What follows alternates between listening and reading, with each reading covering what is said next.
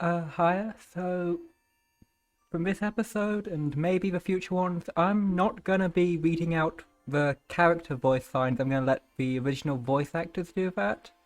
I'm. I'll see how it works out, and let's see if we continue it. We crossed the hall again on our way to the resident entrance. As we did, we once again spotted that witch's portrait. However, spotted is probably not the best word to describe that experience.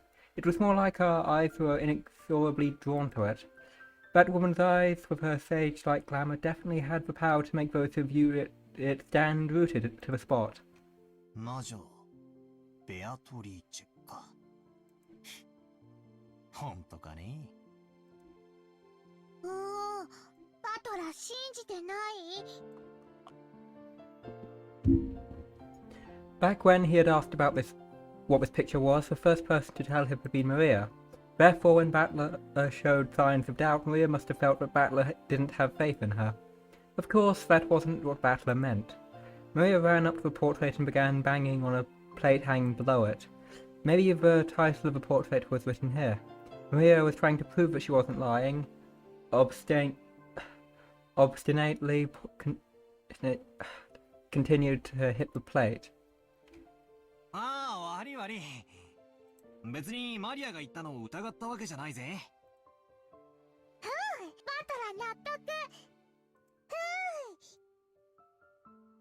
When he patted Maria's head and apologized, she seemed to accept it, sticking out her chest proudly, ooh-ooing. 何我が最愛の魔女ベアトリーチェ。懐かしき故郷を貫く。って、なんだこの怪しげな長い碑文はよ。The plate did have the title of the portrait written on it, but it was much too big to contain only that. Beneath the title was what appeared to be a long epitaph. If you skimmed over it, several unnerving words would jump out at you. すげえだろそれ。じいさまが書かせたものだよ。I'm gonna slightly edit the volume, give me a second.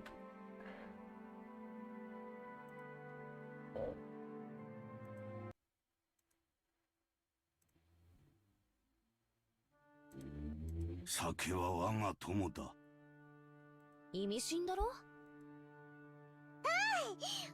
リア知ってる。黄金の隠し場所。おいおい、後ろ宮家の隠し黄金の話か？そりゃまた懐かしい話だね。っていうか兄貴、これマジなのか？これを書かせたおじいさまは、この絵とこの碑文に関しては何も語ってくれないんだ。でも、親類たちの間では、おじいさまの黄金の隠し場所を記したもので、この謎を解いた者に家督と黄金のすべてを譲るという意味ではないかと、もっぱらささやく。マリア聞いた。マリア聞いた。黄金いっぱいいっぱい。さてな。10トンの金塊なんてね。私はちょいと眉唾だけどな。しかしよ、こんな碑文を読んじまうとマジかなって気になっちまうな。I think I would explain grandfather's upbringing, but let me also mention the Ushiromayo family's legend of the gold. Grandfather succeeded the Ushiromayo family after it was destroyed in the Great Kanto earthquake, and by successfully riding the stormy seas after the war he managed to accumulate great wealth. That much of the story everyone knows. However, this is where the strange part begins. Part of it involves grandfather's black magic obsession, so its credibility is extremely low, but, well, wait until the end before you doubt or make fun of it. After the war, grandfather correctly predicted that the future would hold and won in a huge gamble, accumulating vast store of wealth. But there's a mysterious legend about how he gained his initial funding.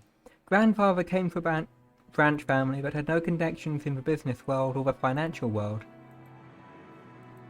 Even though he later built connections with the occupying forces, he supposedly started as a nameless person who hadn't gained anyone's trust. It takes trust to gather money. There's no anyone would lend money to someone they didn't trust. How did Grandfather, who had no reputation at all, manage to obtain this vast chunk of funds?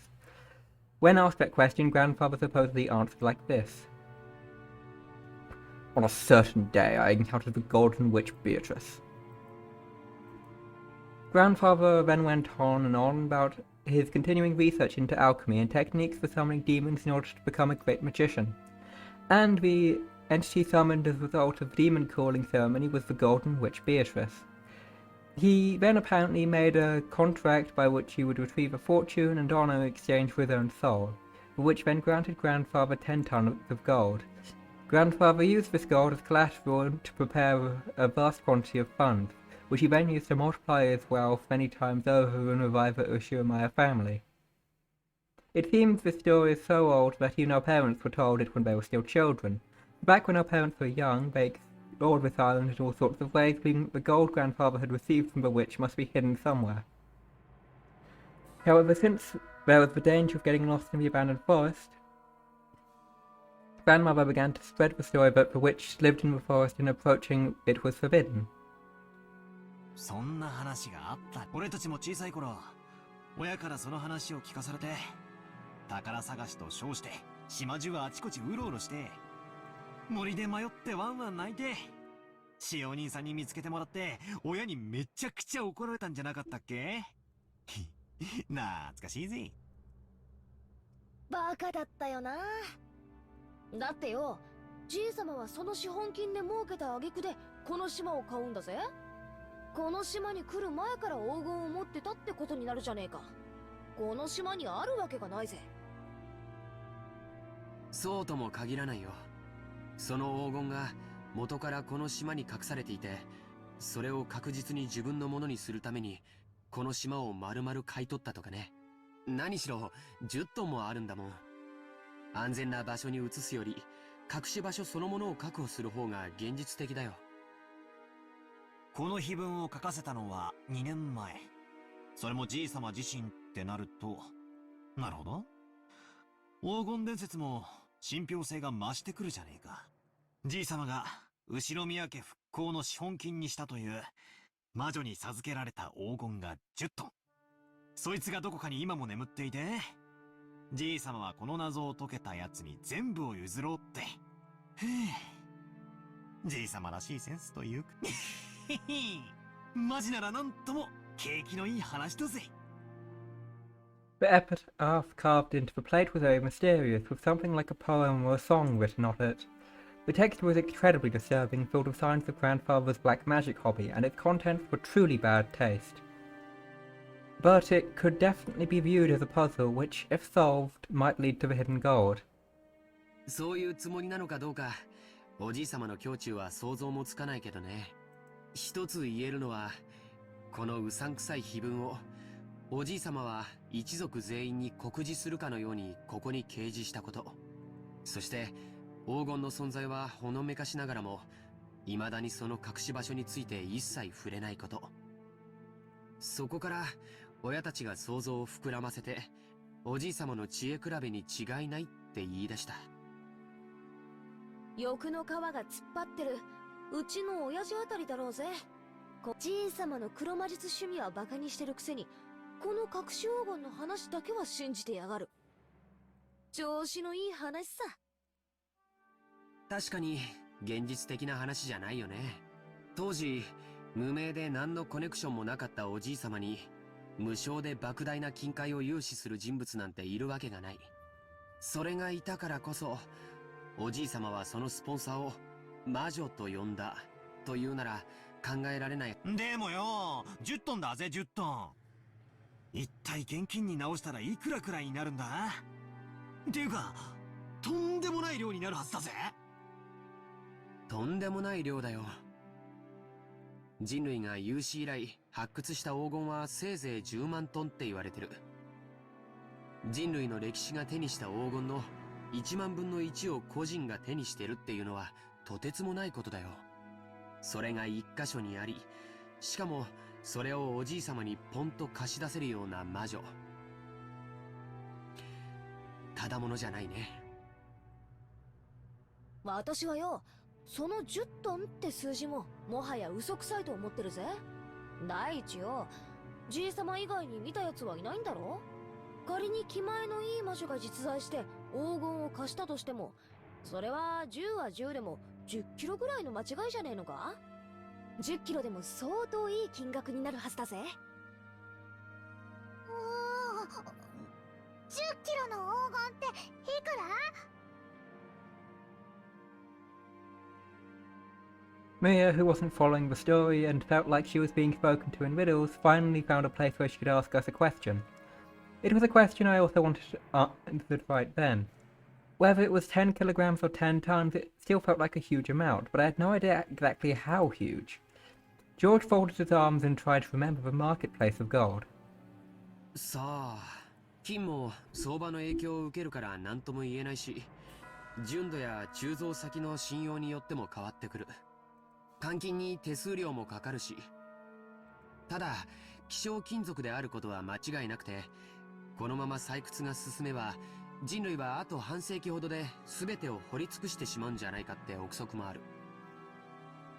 デタラメに言って、1キロあたり200万円程度の価値はあるんじゃないかと思うね。ひゅー、私よ、10キロってのは今適当に言って控えめな数字なんだけどよ。それでも2000万円の価値があるってことになるじゃねえかよ。おー、マリア体重28キロ。ということは、マリアちゃんと同じ重さの黄金なら、その価値は5000万円を超えるって計算になるね。そりゃたまげるな。10トンならいくらだ？ 10 キロで2000万が1000倍だから、はあ、200億円か？こりゃたまらねえや。How much is 20 billion yen actually worth? We can only measure it relative to our own pocketbooks. Anyway, let's say that a person's wages over a lifetime are about 200 million yen. You grow up, work like crazy, sacrificing your life for your company, and you're finally freed as you approach old age. Everything, including retirement money, might add up to 200 million yen. In other words, that's the amount of money that'll be made throughout a human's life. No, you could actually call it the value of a life. So 100 times that sum is an unbelievable amount of money. If you work from age 20 to 60, that's 40 years of work. So that's equal to 4,000 years of work wages.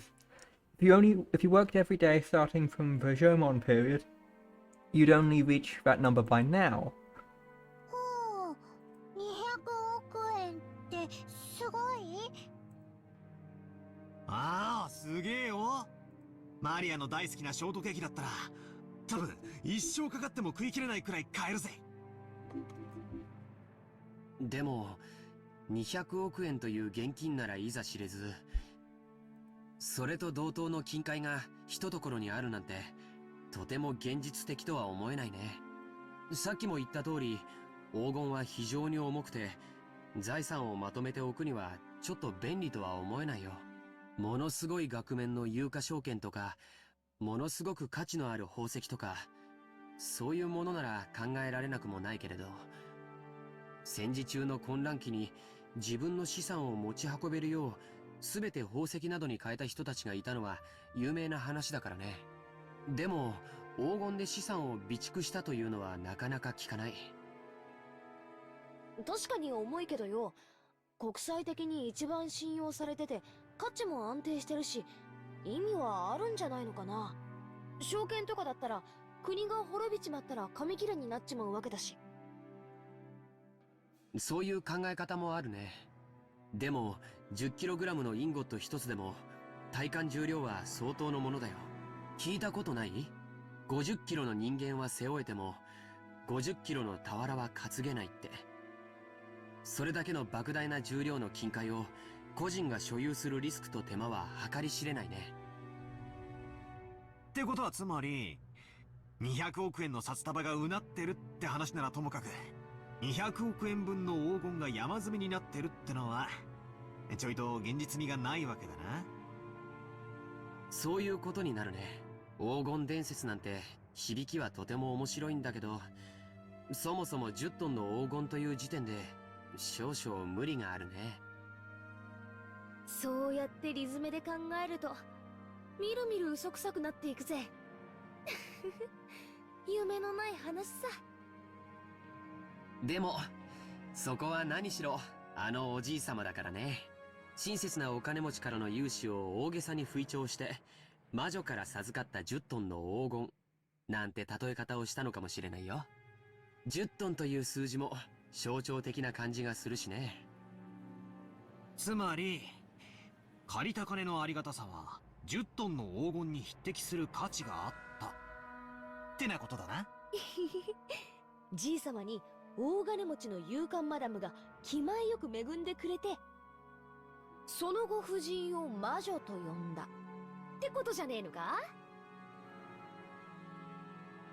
I see. Jessica's example isn't bad. Someone who generously lent a huge sum of money to grandfather when he still had no reputation might as well be called a witch. Furthermore, grandfather actually did use that money to build a vast amount of wealth later on. The fact that this person was so great at judging people might also justify calling her a witch. Also, since she went through the trouble of lending all that money, she must have enthusiastically overseen how it was spent. The decision to unexpectedly get involved with the occupying forces and profit from the Korean war demands might have been inspired by the witch herself. That might explain why he claimed to have received both wealth and honor from her. なるほどな。ってことはつまりこの魔女様は後宮家復興のための資金を恵んでくださった。となりゃじい様が感謝の気持ちを込めてこんだけでかい絵を描かせて掲げさせたってのも、なるほど、おかしい話じゃないのかもな。ひょっとするとよ、当の本人は見るからに魔女っぽいばあさんだったかもしれないぜ。それをじい様が美化してこんな美人に描いてくれたってのは考えられる話さ。案外当の本人に会ってみたらこんなに美人じゃないかもしれねえな。ありえるね。ベアトリーチェって名前はいかにも洋風だけど、僕たち一族の名前がみんな洋風であることを考えると、このベアトリーチェって名前も日本人名を無理やり洋風にアレンジしたものなのかもしれないよ。なるほどなるほど。この美人は絵の中にしかいないってわけだな。それじゃああの立派そうな胸は揉めそうにないぜ。鼻っから魔女なんておかしいんだよな。そんなのが地球上のどこにいるってんだ。I laughed and made fun of the witch, trying to distinguish myself from a kid I was 6 years ago, who feared the witch of the forest when Maria tugged on my sleeve. I could tell by how hard she pulled that she was a bit upset. なんだよ、マリア。ベアトリーチェはいる。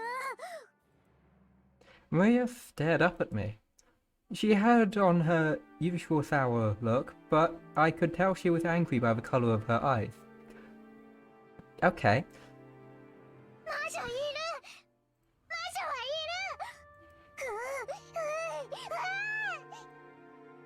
いる。なんだよ、そりゃいるだろうよ。テレビをつけりゃアニメとかによ。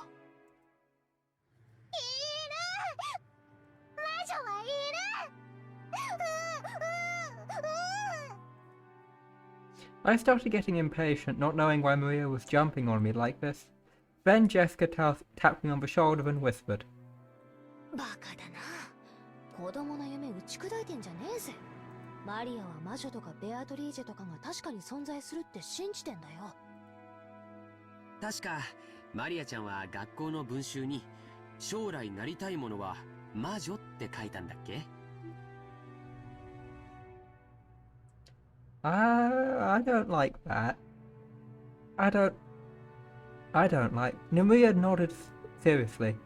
Tears started to run down the corner of her eyes. I see, to a girl who wants to be a witch in the future, the existence of Beatrice was proof that witches exist in this world, and therefore an image that she yearned after and admired.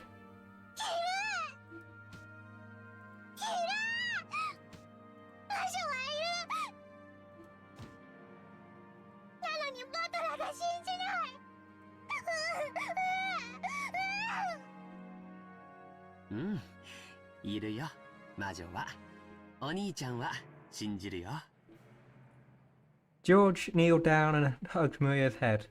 Watching this, Jessica poked my side. So that's what it is. It's like shouting that Santa Claus doesn't exist in front of a child who believes in him on Christmas Eve. I'm not the kind of guy who likes to shatter kids' dreams. 悪かったぜ。別にマリアの夢にケチをつけたわけじゃねえんだ。謝るよ。ベアトリーチェはいるよな。今もこの島の森の中に住んでいて、夜な夜なこの屋敷で何をやってるのか覗き見しに来るんだろ。だから森には入っちゃいけない。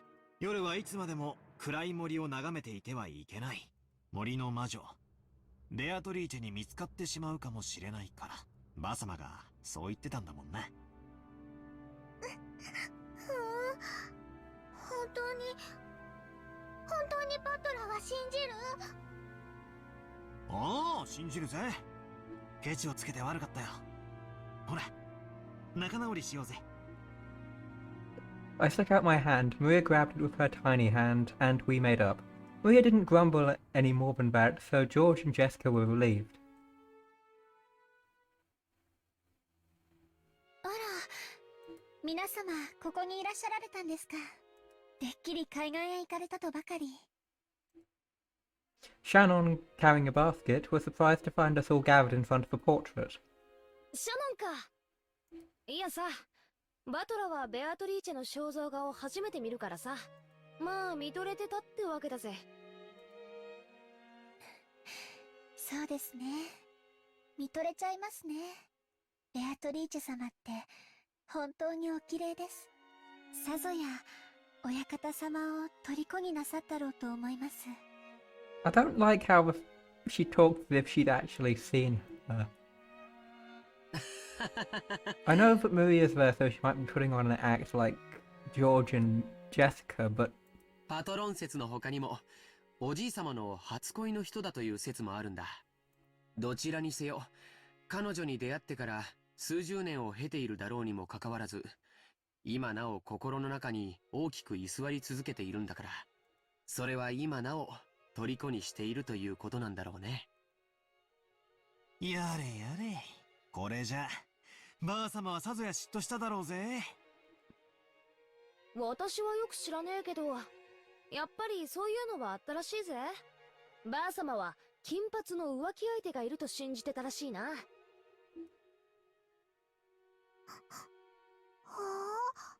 いい匂い。シャノンからいい匂い。Maria, sniffing, approached a basket Shannon was holding with interest. After hearing that, I noticed a fragrant smell with a touch of vanilla. 申し訳ございません。熊沢さんからこれを皆さんにお届けするようにことづかりました。なんだろう素敵だね。クッキーだ。クッキー食べたい。クッキー食べたい。お召し上がりいただけますよ。でも、Would it be appropriate to serve cookies in a place like this, in front of a portrait? Shannon sent us a glance that seemed to ask what we wanted to do about it. Well, yeah, I guess eating here would be bad manners, generally speaking. マリア、ここじゃなくてよそで食べようぜ。クッキーをお弁当にピクニックに行こう。ピクニック行こう。ピクニック行こう。クッキー食べれるなら行こう。そうだな。ちょっと表の空気を吸いに行くか。魔女様の御前でつまみ食いもねえもんだぜ。そうだ、もともと私たちは浜辺に行こうって言ってたんじゃねえか。行こうぜ行こうぜ。シャノンちゃん、申し訳ないんだけど、腰を下ろせる敷物と水筒にお茶を入れてきてもらうのをお願いしてもいいかな。はい、かしこまりました。Shannon received her instructions and gracefully bowed before retracing her steps. We followed for the beach on our own. Or headed. Everyone headed to the entrance in a group. Feeling as though the witch was staring down at our backs, I turned around once more. アトラ、まだ信じてない？いや、信じるぜ。その方が夢があるしな。黄金の魔女ベアトリーチェがじいさまに10トンの黄金を授けた。Yeah, I don't know if you can hear the banging that's going on in the background. There's not much I can do about it. それで、その黄金がどこかに眠っているかもしれない。しかもそいつを、じいさまは怪しげな碑文に書き残し、こういうロマンはあった方がいいってもんさ。200億円の黄金か。私たち4人で山分けしたってとんでもない金額になるな。一人頭50億円か。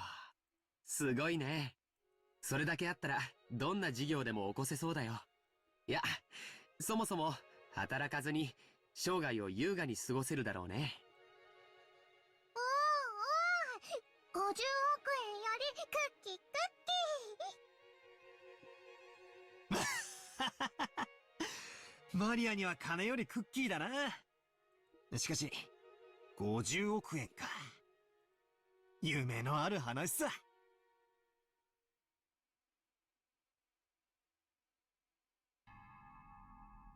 バカバカしい。まさかお前たちは親父殿の黄金伝説を本当に信じているのかね。魔女が黄金を与えた云々はさすがに信じねえさ。だが黄金の話だけは間違いじゃない。お父様が出自不明の金塊を持っていたことは複数の筋から確認されているわ。死んだマルソーの会長は生前お父様に某所で積み上げられた金塊を実際に見せられたという。お父様はそれを指して10トン分あるとはっきり明言したわ。老いぼれのざれ言じゃないか。親父殿と一緒に存在しない黄金の存在をでっち上げただけだ。取るにも足らない。存在せん黄金にあないな軍資金は集まらへんで。会長さんは生前その真摯なお人柄であれだけ大勢の財界人から尊敬を集めたお人や。詐欺の片棒なんか担がへん。兄貴、マルソーの会長は確かに見てんだ。10トンの黄金をはっきりとその目で。しかも親父はそのインゴットの一つを任意で抜き取らせ、会長に持ち帰らせて鑑定させた。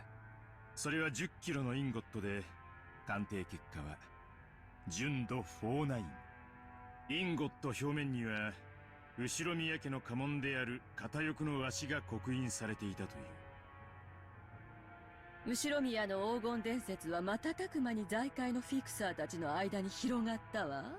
鋳造元不明の黄金は換金率が悪い。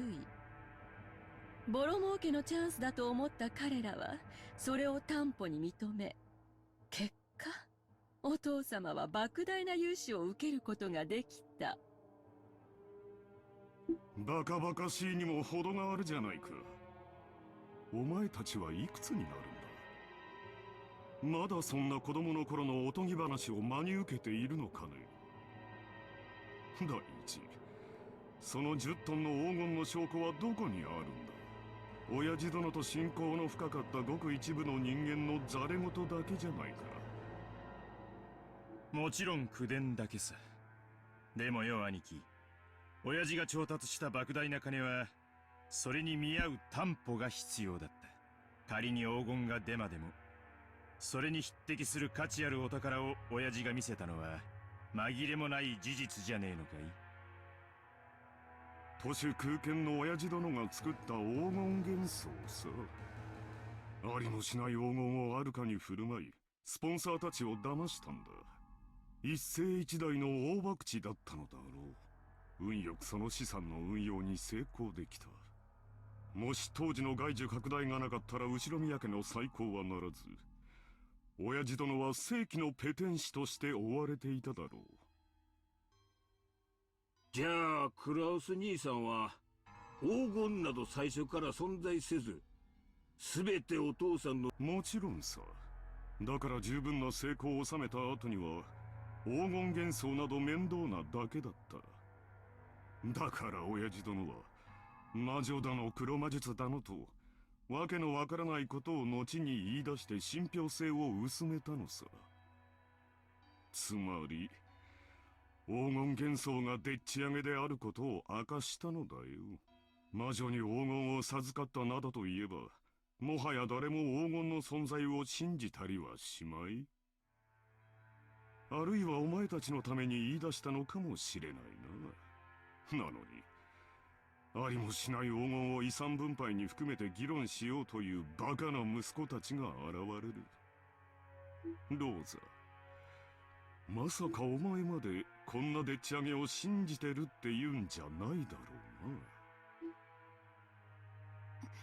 私はお父様が本当に黄金を持っていたかどうかを確かめることはできない。でもお父様の4人の子供の一人として正当な分を主張したいだけよ。ほう、ローザも言うようになったじゃないか。なるほど。お前たちはこう言いたいわけかね。私が黄金を独り占めしようとしていると。兄さんが莫大な軍資金を調達したのは事実。それがお父様の個人資産の横領では断じてありえないというなら、つまりはそういうことよ。兄貴はすでに10トンの金塊を見つけてるんじゃないかって、俺たちはそう見てるのさ。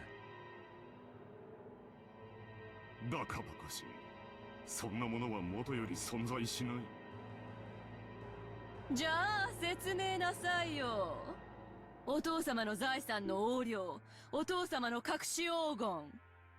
そのどちらでもないなら、どうやってあれだけの軍資金を調達できたっていうの？私にも政界財界に友人が多くいてね。彼らから協力を得ただけに過ぎんよ。それについてお前たちに説明する義務はない。分かっているだろう。話せぬ方面の筋もある。兄貴がそうだと言い張るんならそれでいいさ。でもよ兄貴、親父は長くない。来年の今日まで生きてるなんて誰にも保証できねえんだぜ。親父が死ねばその時点で遺産相続だ。俺たちは全員の立場から中立な弁護士と会計士を立てて親父の財政状況を調査させるぜ。その時お父様の資産に兄さんが不当な干渉をしていることが発覚したならお分かりね。何の話だかさっぱりわからんね。妻でなくても憤慨したい気持ちだ。お父さんの黄金はもちろんお父さんの財産や。表に出せん金やっちゅうのも分かっとる。しかし4人に公平な権利があるはずや。つまり兄貴が黄金を独り占めしていないかどうか、兄貴についても財務状況を調査させてもらうぜってことなのさ。いい機会じゃない。兄さんの言うところの友人知人にバックアップしてもらったというところを証明なさいよ。私たちはくだらない疑いを持ってしまったことを潔く謝れるわ。ねえローザ。そうね、クラウス兄さんこそ話をはぐらかしてるわ。やましいところがないというなら証明してくれればいいだけの話なのに、兄さんはまるで取り合おうとしてくれない。だがまあ兄貴の立場にも配慮するさ。親父の名代ということで俺たちより一つ多く責任を背負ってるところもあるだろう。今まで散々気楽に過ごしてきた俺たちがそれを察しないでブーブー言うのはこりゃフェアな話じゃないぜ。ほう、さっきから脅されたり持ち上げられたりと忙しい。本題に入りたまえ。つまりな、お父さんの財産をあれこれ調べて重箱の隅をつっつくんはクラウス兄さんの言う通り、うまく説明できん金の動きもあるやろ。そこを理解した上でわしらは兄さんに相談を持ってきたんや。お互いにとって悪うない相談や。相談？ほう。遺産分配時に今日まで親父の面倒を見てきてくれた兄貴のご苦労を最大限に汲み取り、分配に寛大な理解を示そうってことさ。間違えないでよ。別に私たちの権利を放棄するって言ってるわけじゃないのよ。ただその権利を主張する際に兄さんの立場に立った寛大な理解があってもいいんじゃないかしらということなのよ。つまり条件を飲んでくれたら、わしらは遺産分配時にお父さんの財務状況調査をクラウス兄さんに一任してもいいっちゅうこっちゃ。All of the siblings from Eva's downward suspected that Kraus was trying to steal their father's wealth, so letting Kraus report the state of that wealth was extremely contradictory to it and a huge concession. If, as they claimed, Kraus was actually embezzling money, Kraus would be able to hide the fact. Besides which, it would be possible to control the distribution of the inheritance in a manner favourable to himself. Kraus, realising that this sounded too good to be true, couldn't help but feel suspicious. He couldn't help but worry about what they'd ask for in exchange. ほう。信用ゼロの私に長兄としての信頼を返してくれるというのか。その見返りは何だね。同じ兄弟としての公平な権利さ。俺たちの兄貴は親父の財産をかすめ取るようなやつじゃない。だがしかし兄貴に融資するパトロンも存在しない。となりゃ、つまりこういうことなら兄弟は納得するわけさ。兄さんは10トンの黄金を見つけ、それを担保に軍資金を作った。そう、お父様がかつてそうしたようにね。そういうことならお父さんの財務状況におかしな点は一切あらへん。クラウス兄さんはずっとお父さんの世話をしてきた高校息子や。そないなお人を信用せんわけにはいかへん。回りくどくて分かりづらいな。もっとはっきり具体的に言いたまえ。条件の一つ目、まず兄貴は親父の黄金を見つけていたことを認めること。ありもしない黄金を私が持っていると認めろと。条件2、その黄金について兄弟の取り分を認めこれを支払うこと。バカな。ありもしない200億の黄金について一人頭50億、合計150億を支払えというのか。バカバカしい。最後まで聞きなあれ。そない大金出てくるのは分かっとる。でけへん取引はするつもりないで。もちろん黄金の取り分についてもクラウス兄さんの今日までのご苦労を十分にねぎらって換算するつもりや。条件3、黄金の分配は後宮本家当主跡継ぎの肩書きに 50%、 残りを兄弟の正当な取り分として分割。もちろんクラウス兄さんもこれには含めるわよ。200億のうち125億を兄貴に、25億をエヴァ姉さんに、25億を俺に、25億をローザに。ありがたくて涙が出る分配じゃないか。存在しない黄金のためにお前たちに75億支払えというのかね。何よ、兄さんの取り分は私たちの5倍じゃない。私なら踊り上がっちゃう好条件よ。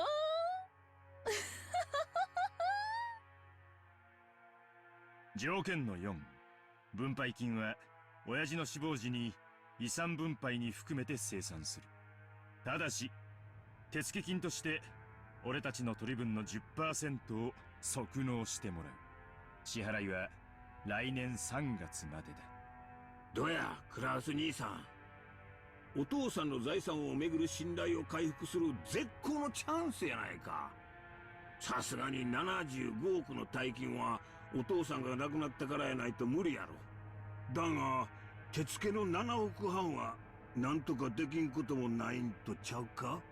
半年で7億ってのはちょいとしんどい話だが、政界財界に友人が多いってのが自慢の兄貴ならなんとかできるだろ。本当なら今すぐ75億を一括で払ってもらいたいところよ。でも兄さんの立場に配慮してとりあえず1割を納める誠意を見せてくれたら、残りの9割は遺産分配時に持ち越してくれていいってことなのね。1割程度の誠意なら兄さんにだって示せるんじゃない？親父殿の財政状況調査を私に一任する権利を7億5千万で売りつけようというのかね。上等じゃないか。お前たちも成長したものだ。この私に取引を持ちかけられるようになるとは。これらを兄さんが飲むなら、私たち兄弟はお父様の財産状況調査を兄さんに一任する。ただしその調査結果は公弁の対象となる。当然よね。75億分私たちの取り分が減るように調整されちゃったら悲しいもの。原則的に文句は言わねえつもりだ。兄貴が綺麗にやってくれたならそれでいい。よっぽど露骨なことをしなけりゃ俺たちはことを荒立てるつもりなんかねえんだぜ。俺たちだって早く遺産は欲しい。いつまでもグダグダして取りっぱぐれたくねえんだ。公弁された場合の再調査は誰がするのかね。兄さんでいいわ。多分これが兄弟で合議する最初で最後の機会だもの。そんなことにはならないと信じてる。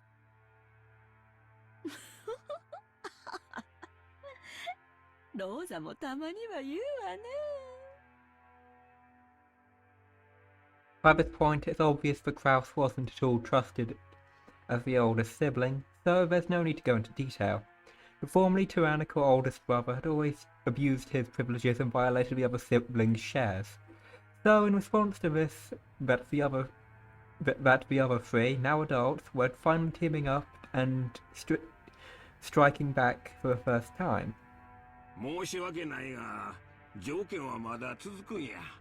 条件5、この取り決めはお父さんの遺言状に優先する。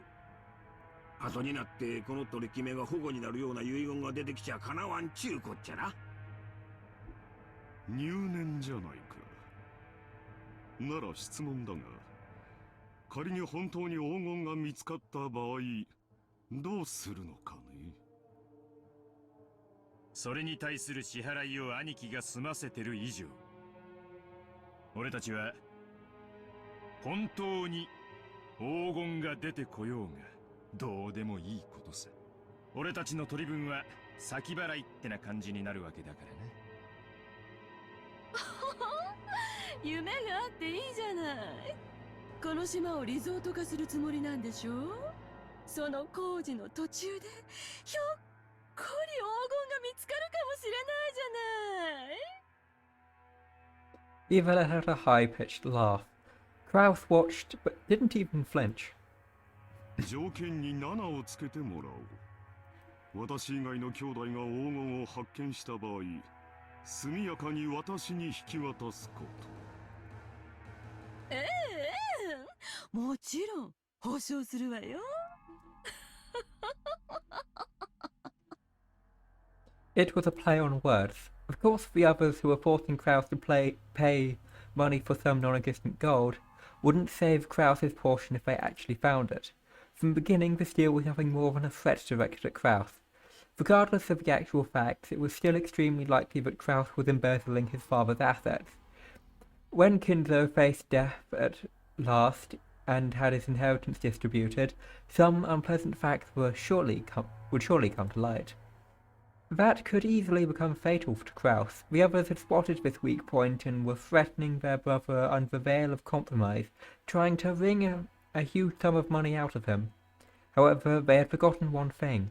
They had forgotten that their brother's brain moved so swiftly, at least when it came to a cunning and guile, they'd been forced to band together to combat him.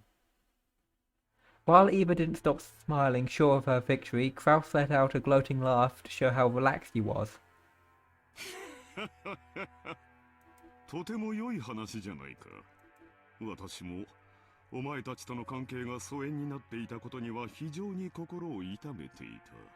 この条件を飲むことによって兄弟間の関係が再び有効なものにできるなら、喜んで話に乗らせてもらおうじゃないか。喜べローザ。取引は成立だ。Rosa's expression dimmed.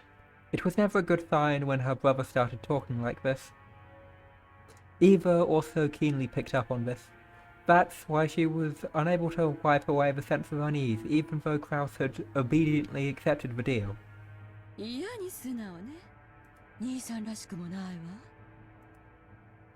それはひどいじゃないか。私に下心があるというのかね。あるわけもないさ。お前たちと同じだ。Just the same as all of you. He seemed to emphasize that one last part. The color of Rudolph's face darkened. To him it sounded though Kraus was saying I have a similar plan to yours. Though Rudolph panicked, he rushed to bring his nearly resolved discussion to a conclusion. ならいいんだ。じゃあ兄貴、ここにサインをもらえるか。今の話を書き出した俺たちの誓約書だ。人数分ある。同じ内容に全員がサインする。Rudolph took 4 written contracts out of his breast pocket and had the details written of their deal written on them. クラウス兄さんの提案した条件7ももちろん今から追記するで。安心したってな。兄貴、ペン使うか。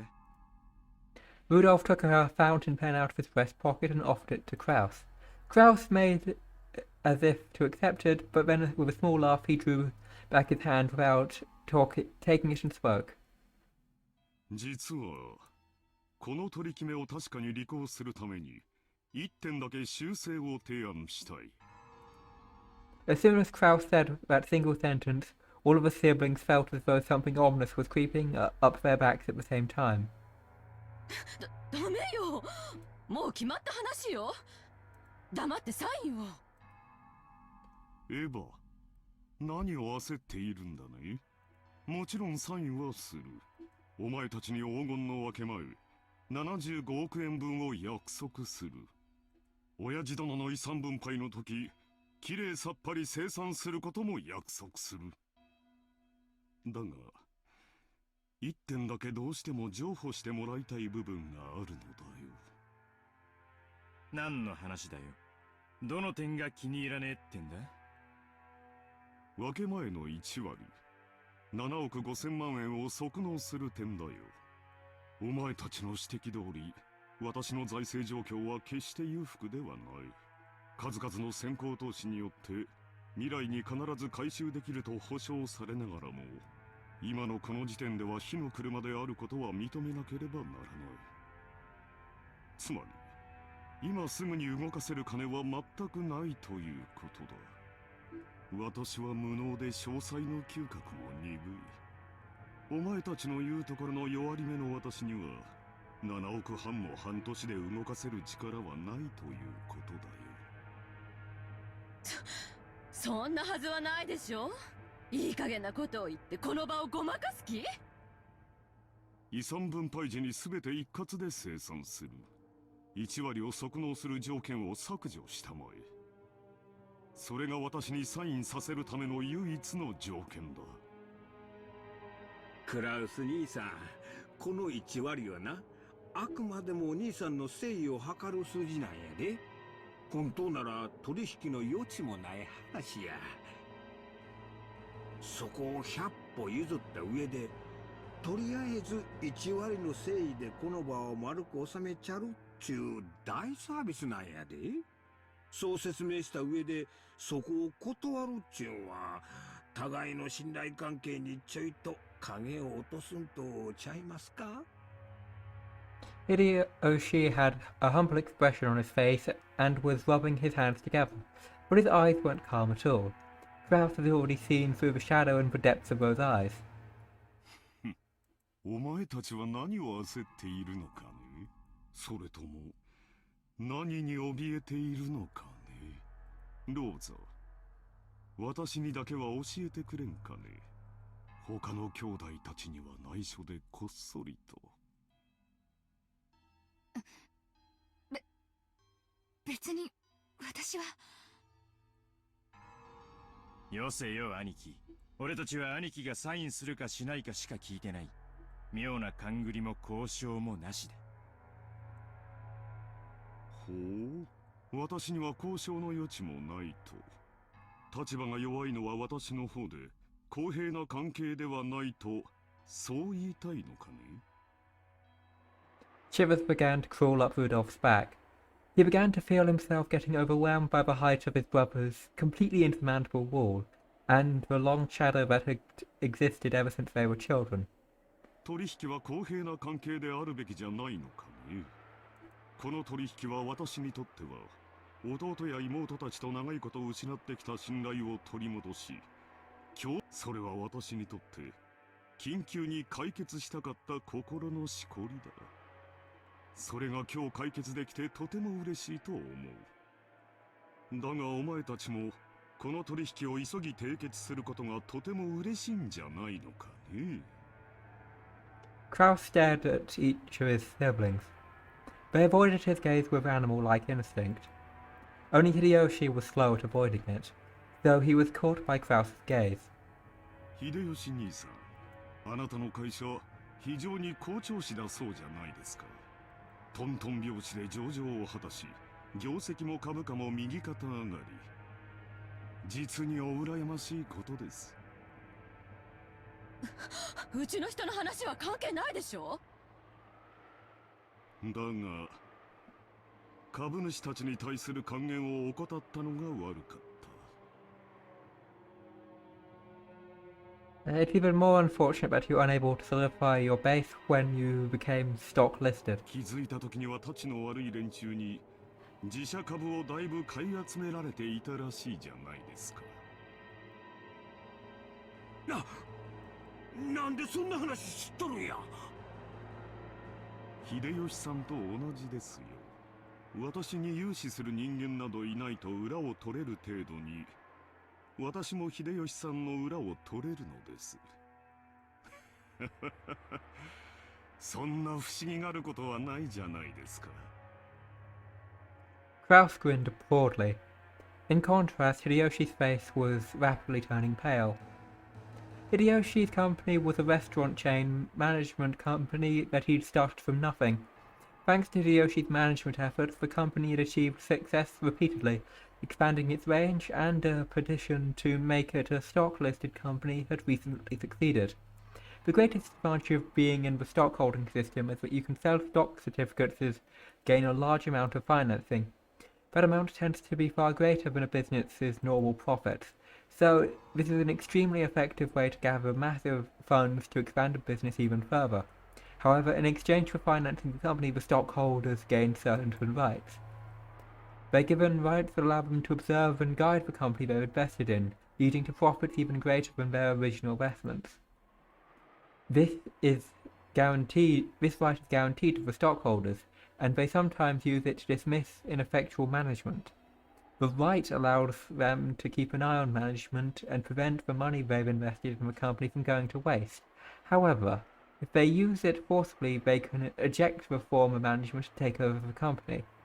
After all, dismissing management by nominating new management are powers held by the general body of all shareholders.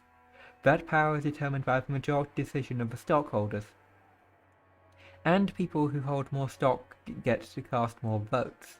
In other words, if a person or group holds the majority of the stock, they can freely chase out the old management and make the president anyone they'd like. If they want, it's also possible to make themselves president. Most companies take various defensive measures to stop malicious people from buying up their stock and threatening their positions, like ensuring that lots of stock is bought by those close to them, such as company employees. However, Hideyoshi's company had only recently become a stock listed, and it hadn't had time to strengthen those defensive measures.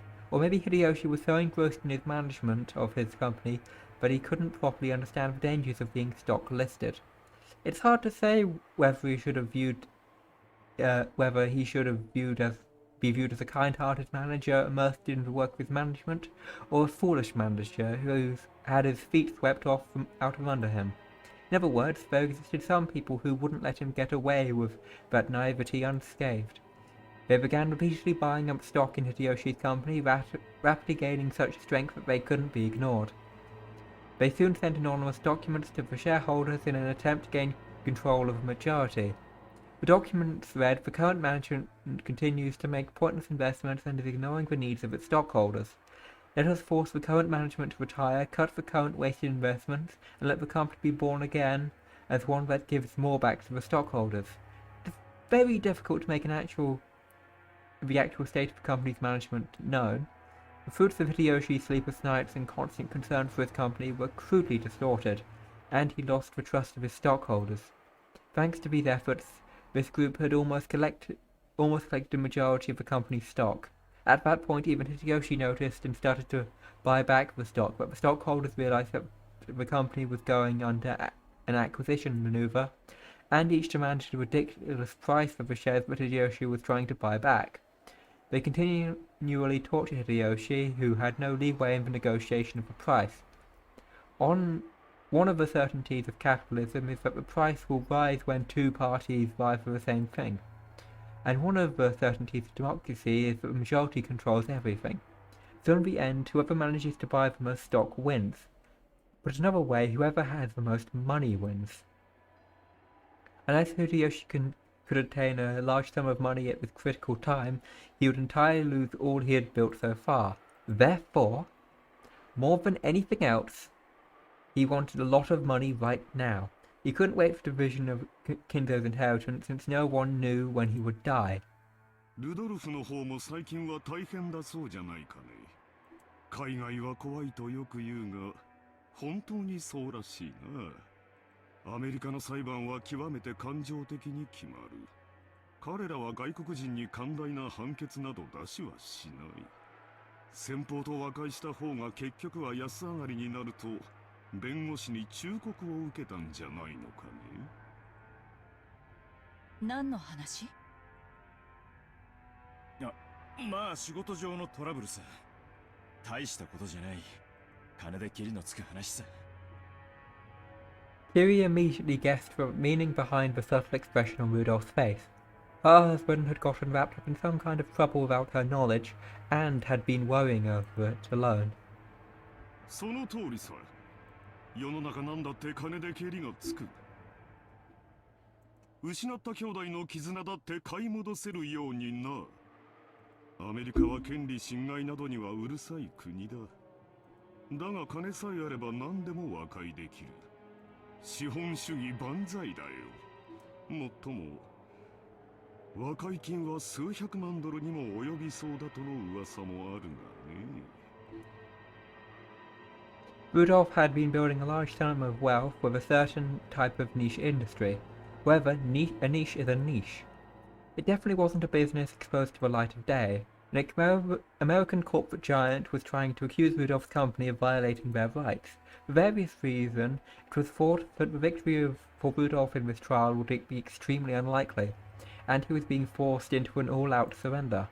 But even so, there was a way for this to be resolved with money. If he could just pay that money, it might still be painful, but he'd be able to pick himself back up. But if he didn't pay, he'd lose everything. Therefore, more than anything else, he wanted a lot of money right now. ローザは清く正しい妹だ。危険なマネーゲームなどには手を出さない。だがお人よしな性分が災いしたんじゃないかね。連帯保証人は気安く引き受けるものではないと思うがね。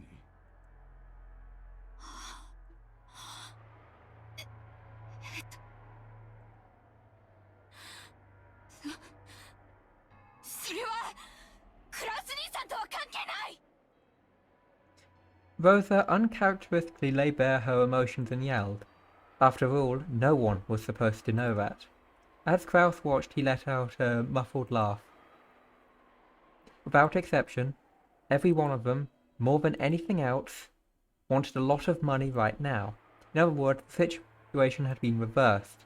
After all, the person of the younger siblings were threatening was the only one who had no urgent need for a large sum of money. The other three, however, wanted a lot of money very quickly, no matter the cost. In other words, the longer it took to establish this deal, the better position Kraus would be in. Kraus was extremely sly.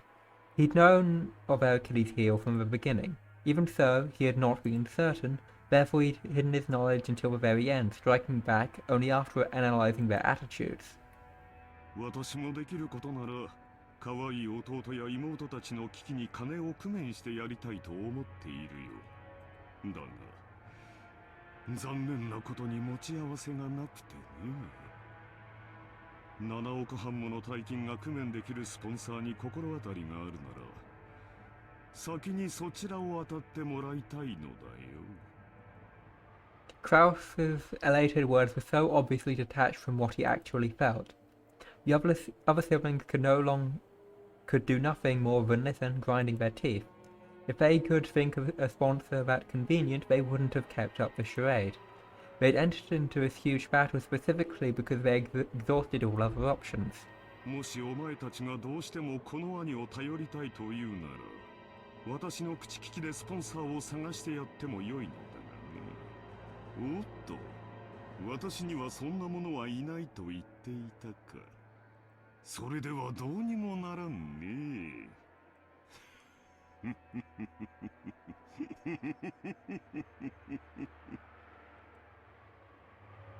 Kraus's low, gloating laugh began to fill the parlour.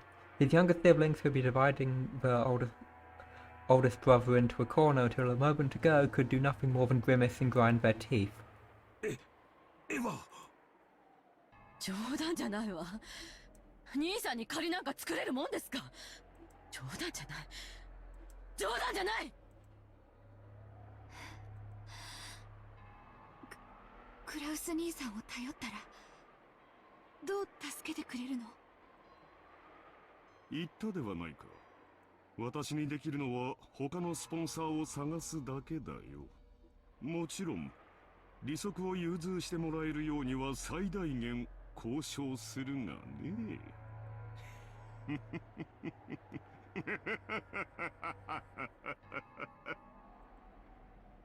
ちくしょう。足元見やがって。あなた、落ち着いて。落ち着いてるぜ。俺は極めて冷静だぜ。クソったりが。Huey grabbed her husband's hand. But that action made him feel even more pitiful, so Rudolph shook it off. Kraus laughed as though watching something highly amusing. こんな時、本当に親父殿の隠し黄金が見つかればいいんだがね。そうすればすぐに25億ずつをこの場で切り分けてやれるのだが、残念至極。非常に極めて実にどうしようもなく残念だ。今宵は兄弟みんなで酒を酌み交わしながら、ベアトリーチェの碑文の謎をみんなで解き明かしてみようじゃないかね。仲良し兄弟が4人揃えばきっと解けない謎はないはずさ。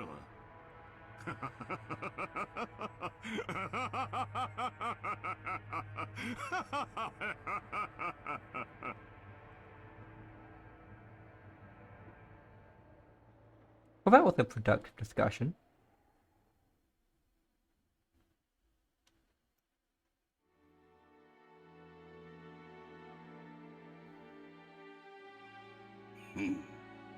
面白いことをする。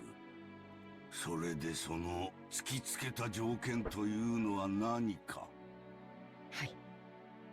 クラウス様は黄金の発見を問わずに、その分け前としてエヴァ様、ルドルフ様、ローザ様に計75億円を支払うこと。ただしその1割を3月までに支払うこと。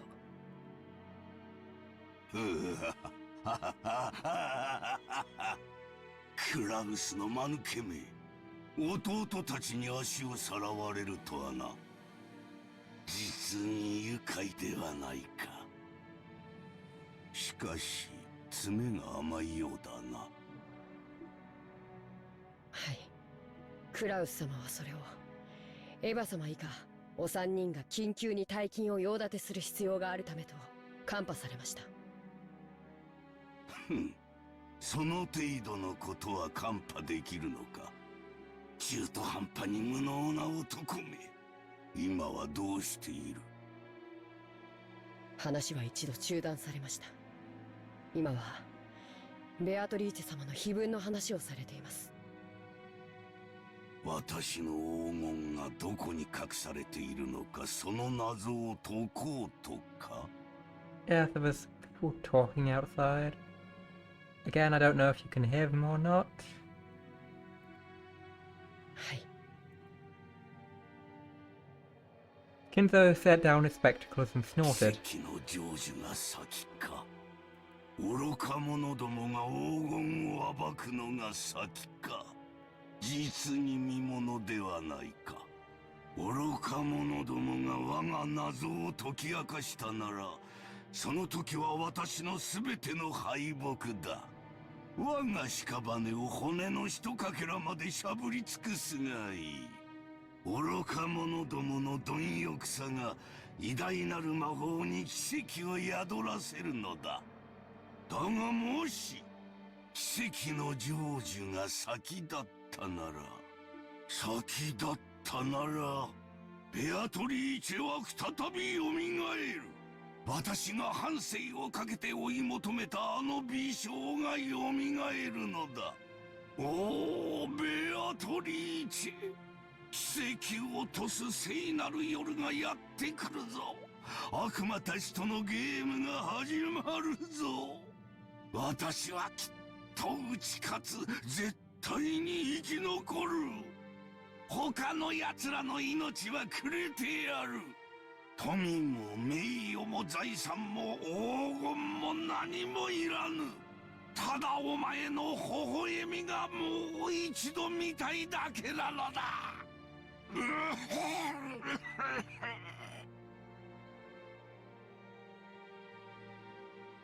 Kinzo choked, apparently in great pain. Canon got closer and tried to pat his master's back, but Kinzo motioned him to stop. なぜ私が黄金の隠し場所をわざわざ人目に触れるように晒したかわかるか？いえ。魔法の力はリスクで決まるからだ。ベアトリーチェの黄金を暴こうとする人間が多ければ多いほど、その危険が高まれば高まるほどに、それでもなお成就できたとき、魔法の力は偉大なる奇跡を起こせるのだ。魔法とはつまりゲームなのだよ。優れている者が勝者になるのではない。勝者には魔法が与えられ優れるのだ。わかるか？生命の奇跡が数億分の1という神々しい確率に勝利するからこそ与えられるようにな。お前には少し難しいか？申し訳ございません。よい。つまりはこういうことだ。ベアトリーチェの碑文の謎を解いた者には、私が築き上げてきた全てを与えよう。富、名誉、黄金、そして後宮家の家督。私が築き上げてきた全てだ。その謎に挑む資格があるのは何も私の息子たちだけとは限らぬ。たとえお前であっても、その謎を解けたなら全てを得る資格があるのだ。はい。ですが、僕には、あのような難しい謎は分かりかねます。無論だ。難解に作った。だが、お前も挑め。それが我が魔法の奇跡を呼ぶ糧となる。誰もが挑み、誰にも至れなかったら、その時はその時。だが、奇跡が集い、魔法の力が生まれたなら、その時こそ、ベアトリーチェが蘇るのだ。だからお前も挑め。誰もが挑め。そして我が魔法に力を捧げるのだ。わかるな？はい。努力します。For a long while, Kinzo repeatedly muttered to himself, agitated and clutching at his head. Canon stayed where he was, alerted and unmoving, until he was given the next order from his master. Kinzo eventually realized this. もうよい。下がれ。酒棚に菓子の袋があろう。ダチンに持っていくがよい。結構です。僕は家具ですから。ふん。家具は菓子など食わぬか。道理だが。ならばもう下がれ。はい。失礼いたします。Canon bowed and left the study. As the door closed, a heavy knock-locking noise sounded out.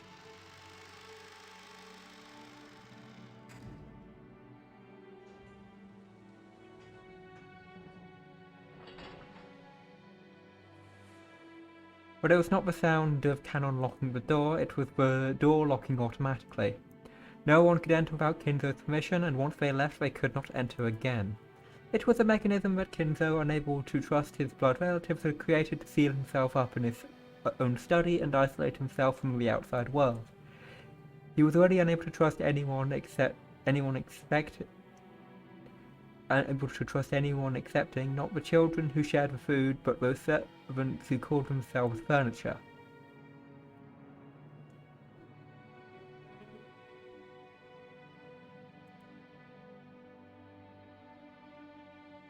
南條様、いかがなさいましたか。ああ、源氏さん。いや、居場所がなくなりましてな。With a bitter laugh, Nanjo turned to face the door of the parlor. That look was apparently enough to tell Genji what Nanjo wanted to say. For the most part, Genji also understood the family situation. It must have made him want to frown, knowing that right now in the lounge the master he served was being discussed so disrespectfully. But it would have been very difficult to gather that from his indifferent expression. しかし、私には分かりませんな。どうして金蔵さんはこんな挑発的なものを書かれたのでしょう。Nanjo looked at the portrait of Beatrice. No, he was actually directed his gaze beneath the portrait of the plate with the epitaph. 私には親方様のお考えを分かりかねます。深いお考えがあってのこととお察しします。金蔵さんのチェスは昔から随分と遠大な読みで布石を打たれるものでした。いや、時には理解できない一手さえ。私ごとき凡庸では何を目論まれているのか皆目見当もつきませんな。私はこれを親方様の何かの遺言状ではないかと考えています。それを理解できた者に財産や家督をお譲りになられようということなのでしょう。つまり私のようなよそ者に解かれてしまう前に兄弟4人で協力し合って謎を解け、金蔵さんは息子さんたちのことを口悪く罵ってはいますが、なんとか兄弟が仲を取り戻してほしいと願われているのかもしれません。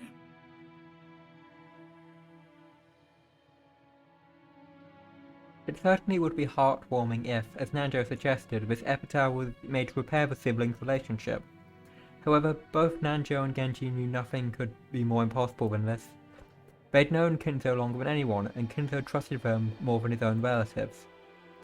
But even they could not guess at his true motives. 親方様は一族のものでなくとも謎に挑む資格があると常々おっしゃっています。南條先生はいかがですか？いやいや、この老いぼれには少々難解が過ぎますな。実は以前この碑文を手帳に記しましてな、夜な夜な寝る前に挑んでみたのですが実に難しい。お迎えが来るまでの間、ゆっくり楽しむことができそうです。源氏さんこそいかがですかな？私めは親方様にお仕えする家具に過ぎません。黄金も財産も私には不要なもの。やれやれ、本当に謙虚な方です。だからこそ金蔵さんもあなたには心を許されるのでしょう。ならば光栄なことです。As Nanjo lightly laughed in response, he once again looked at the epitaph. 懐かしき故郷を貫く鮎の川、黄金鏡を目指す者よ、これを下りて鍵を探せ。The epitaph portrait called My Beloved Witch Beatrice goes as follows. Behold the sweet fish river running through my beloved hometown. You who seek the gold land must follow its path downstream in search of the key. As you travel down you will see a village. In that village look for the shore the two will tell you of. There sleeps the key to the golden land. The one who obtains the key must then travel to the golden land in accordance with these rules. On the first twilight, offer the 6 choices chosen by the key as sacrifices. On second twilight, those who remain shall tear apart the 2 who are close. On the third twilight, those who remain shall praise my noble name. On the fourth twilight, gouge the head and kill. On the fifth twilight, gouge the chest and kill. On the 6th twilight, gouge the stomach and kill. On the 7th twilight, gouge the knee and kill. On the 8th twilight, gouge the leg and kill. On the 9th twilight, watch. The witch shall revive, and none shall be left alive. On the 10th twilight, at journey's end, you shall attain the power of the golden land's treasures, once and for the last time. The witch shall praise the wise and bestow 4 treasures. One shall be all the gold from the golden land. One shall be the resurrection of all the dead souls. One shall be the resurrection of the love that was lost. One shall put the witch to sleep for all time. Sleep peacefully, my beloved witch Beatrice.